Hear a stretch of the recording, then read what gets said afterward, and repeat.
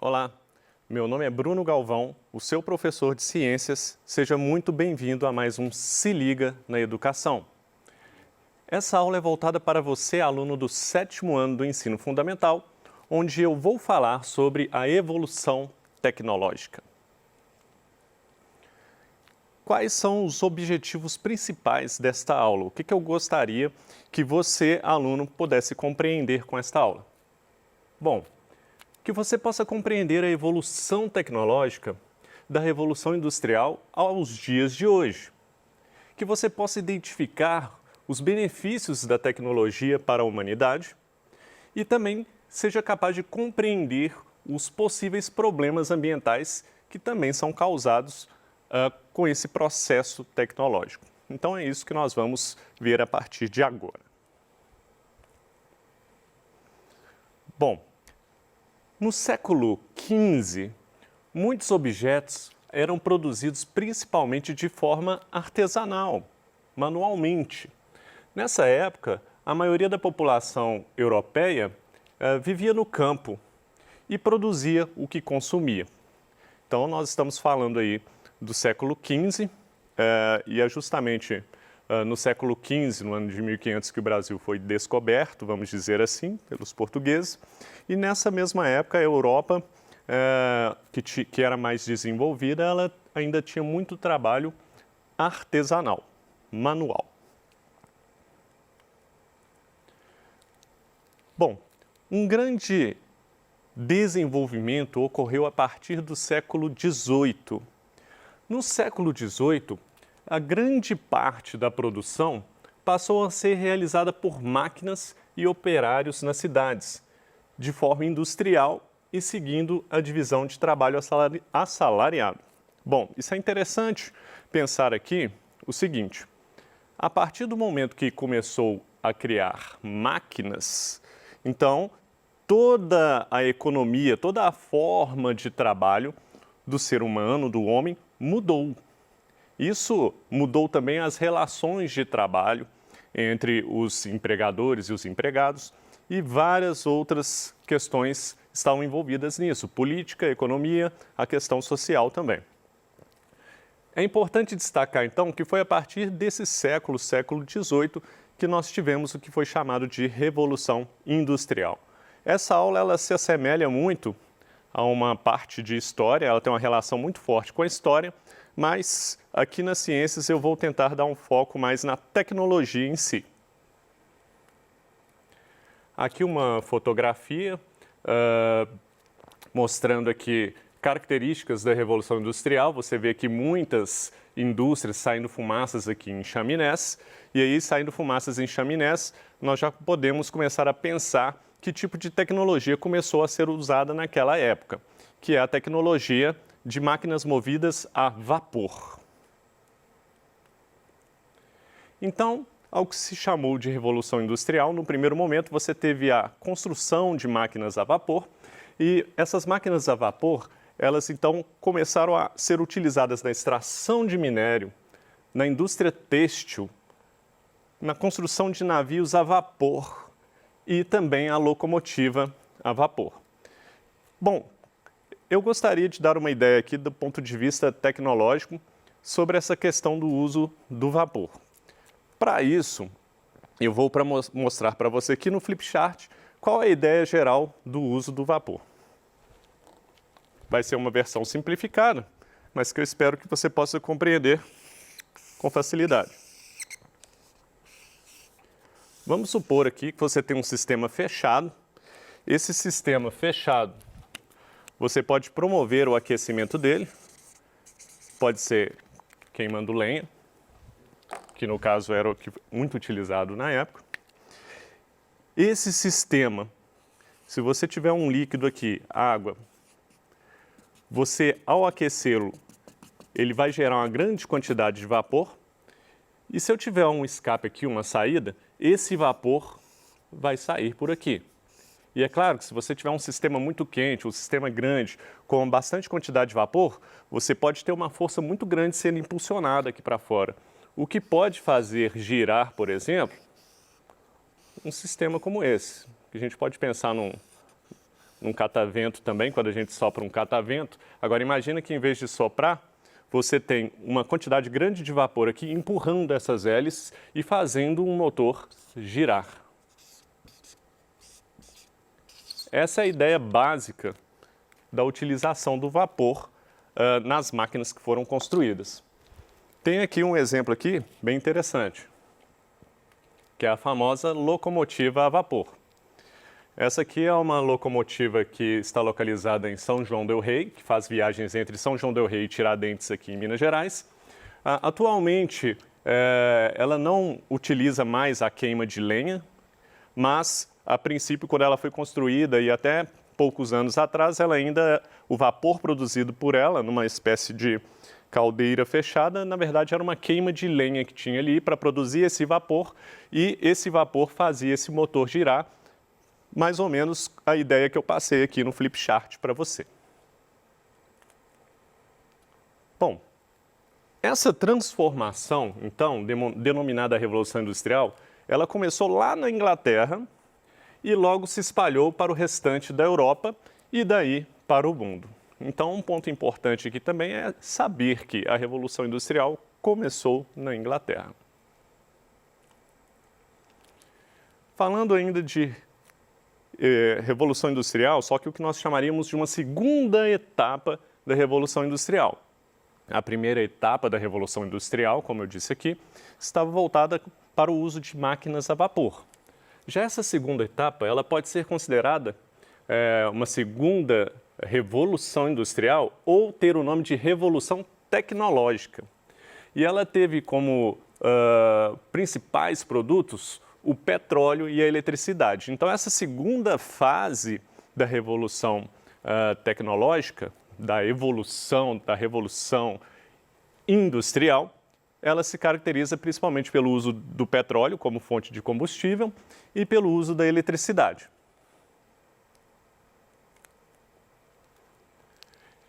E aí, pensando nisso, no uso de petróleo e nos aparelhos eletrônicos, ou seja, no uso de eletricidade, aí a gente já consegue imaginar aí quais seriam algumas descobertas que poderiam ter sido feitas naquela época e que foram feitas realmente. Veja aqui, algumas invenções deste período.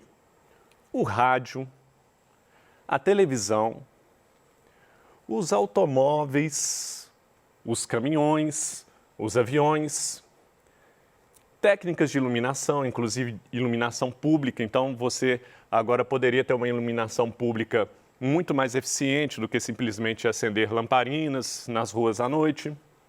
E a tecnologia agrícola, né? As novas formas, as máquinas que poderiam ser empregadas na agricultura para ajudar no processo, tornar o processo mais eficiente, mais rápido na produção. Então, essas características marcam o que chamaria de segunda fase da Revolução Industrial, mas que fique claro que alguns autores não gostam de dividir em primeira fase e segunda fase, porque, na verdade, o que nós temos é uma evolução tecnológica que ela começa ali com a Revolução Industrial e ela vai indo até os dias de hoje. Nós temos em todos os momentos novas descobertas, novos equipamentos sendo construídos, novas máquinas. Nós estamos evoluindo tecnologicamente o tempo todo.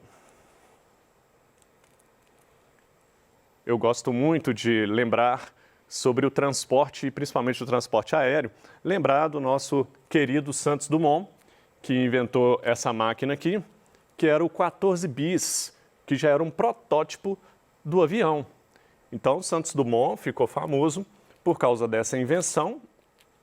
Ele não conseguiu voar muitos metros e nem a uma grande altura, mas ali a gente já tinha um protótipo da invenção do avião. Temos também aqui um exemplo de um rádio antigo, para a gente ter uma ideia aqui de como é que era o rádio antigamente. Olha só. Tem muitos colecionadores que adoram esse tipo de rádio. Eu, particularmente, eu acho bonito. Não coleciono, mas acho bonito demais. Bem interessante esses rádios antigos aí, que representa a comunicação durante a Revolução Industrial nessa segunda fase, que a comunicação ela teve um ganho muito grande com a invenção do rádio. Engenharia genética. Quando a gente pensa em engenharia genética, então primeiro pensar em engenharia, a gente pode pensar em transformação, manipulação, você conseguir mexer na organização de algo. É uma forma de pensar. Genética, aí nós pensamos assim, genética tem a ver com o DNA humano, com as nossas características que são guardadas dentro de cada célula do nosso corpo ali, no que nós chamamos de DNA, que fica dentro do núcleo. Então, dizer engenharia genética tem a ver com manipulação de DNA, manipular geneticamente uma célula. Por meio dessas novas tecnologias, então, de engenharia genética, foram desenvolvidas novas variedades de plantas mais produtivas ou resistentes a pragas. Inclusive, é o que nós chamamos hoje de engenharia genética quando a gente pensa em plantas, frutos transgênicos. Alguma manipulação foi feita ali naquela fruta, naquela planta, e foi feita a nível de DNA, a nível genético. Na medicina, nós tivemos também uma grande inovação tecnológica, como, por exemplo, o uso de exames de ultrassonografia, tomografia e ressonância magnética. Bom, então todas essas tecnologias, elas foram surgindo à medida que o ser humano conseguia entender mais como trabalhar com eletricidade, mais como trabalhar com as máquinas, mais como aperfeiçoar toda essa tecnologia, até chegar ao ponto em que nós tivéssemos esse tipo de benefício na medicina. Quando nós pensamos em ultrassonografia, nós estamos falando de ultrassom. É um som mesmo, mas que nós não somos capazes de ouvir, mas esse som ele pode entrar na mesma frequência de que algum órgão do seu organismo e com isso você consegue capturar esse ultrassom e obter imagens a partir desse som. É uma tecnologia incrível e muito usada atualmente. Tomografia, ressonância magnética também são grandes exemplos aí da evolução na medicina. Está aqui uma fotografia do laboratório de anestesiologia da Faculdade de Medicina lá da USP, mostrando aí alguns equipamentos médicos para nós termos uma noção de como que nós temos um equipamento muito evoluído, muito sofisticado dentro da medicina atualmente. Vacinas. Vacinas é um assunto que vale a pena nós focarmos nele aqui, porque nós estamos vivendo numa situação que nós desejamos uma vacina. O que seria vacina? Então, essa tecnologia que revolucionou a prevenção de doenças, ela diminuiu muito a incidência de doenças infecciosas. Imagina o vírus da gripe, por exemplo. O vírus da gripe, vamos supor que ele é aqui minha mão fechada e que esses altos aqui do meu punho, aqui da minha mão, aqui onde começam os dedos, eles seriam proteínas desse vírus. Quando o seu organismo entra em contato com essas proteínas, o seu organismo reage a elas. A gente tem o que a gente chama de uma resposta imunológica, porque aquilo ali é estranho para o seu organismo, não pertence a ele. Nós respondemos imunologicamente, nosso organismo se defende de coisas que são estranhas para o nosso organismo. Então, se entra essas proteínas que pertencem a um vírus e não ao seu organismo, ele vai combater, ele vai reconhecer isso. Agora, imagina se você pudesse, ao invés de ser infectado por esse vírus da gripe, você pudesse pegar uma proteína dessa aqui, ó, e injetar só a proteína no ser humano antes. Por quê? Aí você tem uma segurança. Você não está injetando o vírus, você está pegando só uma proteína dele, que não vai te fazer mal, vai colocar essa proteína ali no organismo e vai permitir que o seu organismo já crie uma defesa contra aquele tipo de proteína. Se o seu organismo criar uma defesa contra aquele tipo de proteína, antes mesmo de entrar em contato com o vírus de verdade, quando esse vírus entrar no seu corpo, você foi infectado lá na frente, o seu organismo já reconhece aquela proteína do vírus ali. Então, o seu organismo vai responder rapidamente àquele vírus. Então, a gente chama isso de memória imunológica. Não é uma memória do cérebro, não. É uma memória química. Algumas células que já são específicas para se defender daquele tipo de vírus, por causa que reconhece aquela proteína, elas vão estar guardadas no seu organismo e elas vão ajudar a responder muito mais rápido e muito mais eficientemente. E é isso que temos buscado recentemente contra o coronavírus. Agora, existem vacinas que usam vírus atenuados, ou seja, vírus que não vão te causar muito mal, ou vírus inativados, que eles não estão ativos.